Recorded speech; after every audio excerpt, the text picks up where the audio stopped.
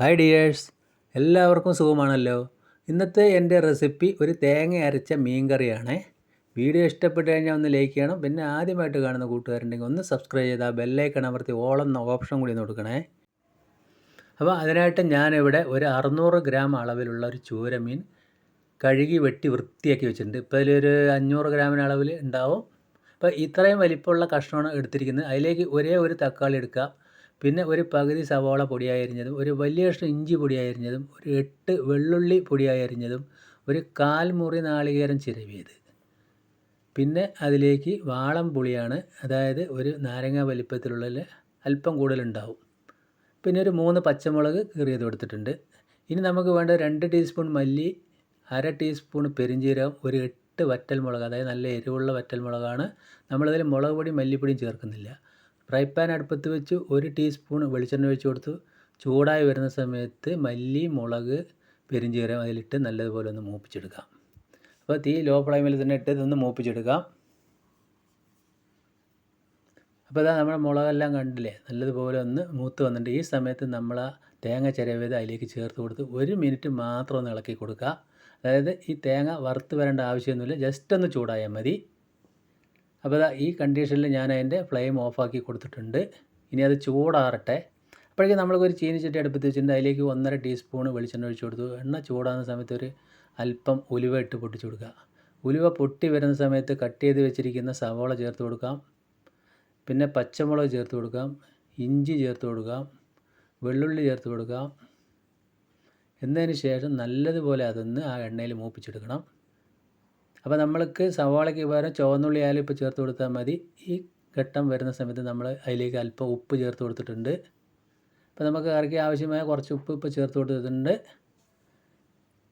ഈ സമയത്ത് നമ്മൾ ആ തക്കാളി നല്ല പൊടിയായി കട്ട് ചെയ്ത് തന്നെ ചേർത്ത് കൊടുക്കുക. അതുകൂടി ചേർത്ത് നല്ലതുപോലെ അതൊന്ന് വഴന്ന് വരട്ടെ. അപ്പോൾ അതാ ഇതേമാതിരി നല്ലപോലെ വഴന്ന് വന്നിട്ടുണ്ട്. ഈ സമയത്ത് 2 തണ്ട് കറിവേപ്പില അതിലേക്ക് ചേർത്ത് കൊടുക്കുക. അതുകൂടി ചേർത്ത് നമുക്ക് നല്ലതുപോലെ ഒന്ന് വഴറ്റി കൊടുക്കാം. അപ്പോൾ ഇതേപോലെ ചെയ്യാത്തവർ എന്തായാലും ഒന്ന് ചെയ്ത് നോക്കുക, നല്ലൊരു ടേസ്റ്റ് ആയിരിക്കും. ഇപ്പോൾ ഈ സമയത്ത് ആ പുളി പിഴിഞ്ഞ വെള്ളം മുഴുവനായിട്ട് നമ്മൾ അതിലേക്ക് ഇപ്പോൾ ചേർത്ത് കൊടുത്തിട്ടുണ്ട്. ഇനി അല്പം മഞ്ഞൾപ്പൊടി കൂടി ചേർത്ത് കൊടുത്തു. എന്നതിന് ശേഷം നമ്മൾ ഗ്രേവിക്ക് ആവശ്യമുള്ള കുറച്ചുകൂടി വെള്ളം ചേർത്ത് കൊടുക്കുക. ഇനി അതൊന്ന് നന്നായിട്ട് തിളച്ച് വരട്ടെ. ഇപ്പോൾ നല്ലതുപോലെ തിളച്ച് വന്നിട്ടുണ്ട്. ഈ സമയത്ത് നമ്മൾക്ക് അതിലേക്ക് മീൻ കഷ്ണങ്ങൾ ഇട്ട് കൊടുക്കാം. അപ്പോൾ മീൻ കഷ്ണങ്ങളൊക്കെ നമ്മൾ ഇട്ട് കൊടുത്തു. എന്നതിന് ശേഷം ഇതൊന്ന് ലോ ടു മീഡിയം ഫ്ലെയിമിലാക്കിയിട്ട് ഒരു 10 മിനിറ്റ് അടച്ച് വെച്ച് വേവിക്കണം. കാരണം ചൂര മീനാണ്, നല്ലപോലെ വേവുണ്ടാവും, പൊട്ടിപ്പോകുന്നില്ല, എല്ലാവർക്കും അറിയാം. ഈ സമയം നമ്മൾക്ക് ആ നേരത്തെ ആ തേങ്ങ ചിരവിയതും മല്ലി മുളക് വറുത്തതും കൂടി നമുക്കൊന്ന് അരച്ചെടുക്കണം. അപ്പോൾ മിക്സിയുടെ ജാറിലേക്ക് ഇട്ടിട്ട് അല്പം വെള്ളമൊഴിച്ചത് നല്ല ഫൈനായിട്ട് തന്നെ അരച്ചെടുത്തിട്ടുണ്ട്. ആ പെരിഞ്ജീരകം ഇട്ടുകൊണ്ട് തന്നെ നല്ലൊരു മണമാണ്. ഇപ്പോൾ നമ്മൾക്ക് ആ കറി തുറന്ന് നോക്കുന്നുണ്ട്. 10 മിനിറ്റ് കഴിഞ്ഞു, കണ്ടില്ലേ, ഗ്രേവി എല്ലാം അല്പം വറ്റി, മീനൊക്കെ ശരിക്കും ഒന്ന് വെന്ത് വന്നിട്ടുണ്ട്. നമുക്ക് വീഡിയോയിൽ കാണുമ്പോൾ തന്നെ അറിയാം. ഈ സമയത്ത് ആ അരപ്പ് അതിലേക്ക് ചേർത്ത് കൊടുക്കുക. അരപ്പ് ചേർത്ത് മിക്സിയുടെ ജാറ് കഴുകിയ കുറച്ച് വെള്ളം കൂടി ചേർത്താൽ നമ്മൾക്ക് ആവശ്യത്തിനുള്ള ഗ്രേവിക്ക്, അതായത് ഒരുപാട് ലൂസാവേണ്ട, ഒരുപാട് കട്ടിയില്ലാത്ത നമ്മൾ അതേപോലെ ആക്കുക. കുറച്ചുകൂടി വെള്ളം ചേർത്ത് കൊടുത്തിട്ടുണ്ട്. എന്നതിന് ശേഷം അല്പം ഒന്ന് ഫ്ലെയിം കൂട്ടി കൊടുത്ത് നമ്മളിതൊന്ന് 5 മിനിറ്റ് തിളപ്പിച്ചെടുക്കണം. അപ്പോൾ ഇങ്ങനെ തിളപ്പിച്ചെടുക്കുമ്പോഴാണ് ആ മല്ലിയുടെയും മുളകിൻ്റെയൊക്കെ മസാല ചേർന്ന് പിടിക്കുകയുള്ളൂ, ആ പെരിഞ്ജീരകത്തിൻ്റെ എല്ലാം. ഇപ്പോൾ അതിലേക്ക് ഒരു മുളക് കൂടി കീറിയത് ചേർത്ത് കൊടുത്തിട്ടുണ്ട്. അപ്പോൾ നല്ലതുപോലെ ഇതൊന്ന് തിളപ്പിച്ചെടുക്കണം. 5 മിനിറ്റ് നമ്മളിതൊന്ന് തിളപ്പിച്ചെടുക്കുക.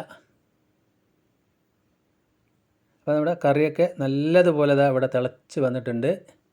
കണ്ടില്ലേ, ഗ്രേവി എല്ലാം കുറുകി നമ്മളെ കറക്റ്റ് പാകമായി വന്നിട്ടുണ്ട്. ഈ സമയം ഞാൻ ഉപ്പൊക്കെ നോക്കുന്നുണ്ട്. ഉപ്പ് പോരാകേണ്ടത് അല്പം കൂടി ഉപ്പ് ചേർത്ത് കൊടുത്തിട്ടുണ്ട്. അപ്പോൾ അടിപൊളിയായിട്ട് നമ്മളെ മീനൊക്കെ നല്ലതുപോലെ ഒന്ന് വെന്ത് വന്നിട്ടുണ്ട്. ഈ സമയത്ത് അതിൻ്റെ ഫ്ലെയിം ഓഫാക്കി കൊടുത്തു. ഇനി നമുക്ക് അതിലേക്ക് വേണ്ട നല്ലൊരു വറവാണ്. ഒരു ഫ്രൈ പാൻ അടുപ്പത്ത് വെച്ചു. അതിലേക്ക് ഒരു 1.5 ടീസ്പൂൺ വെളിച്ചെണ്ണ ഒഴിച്ച് കൊടുത്തിട്ടുണ്ട്.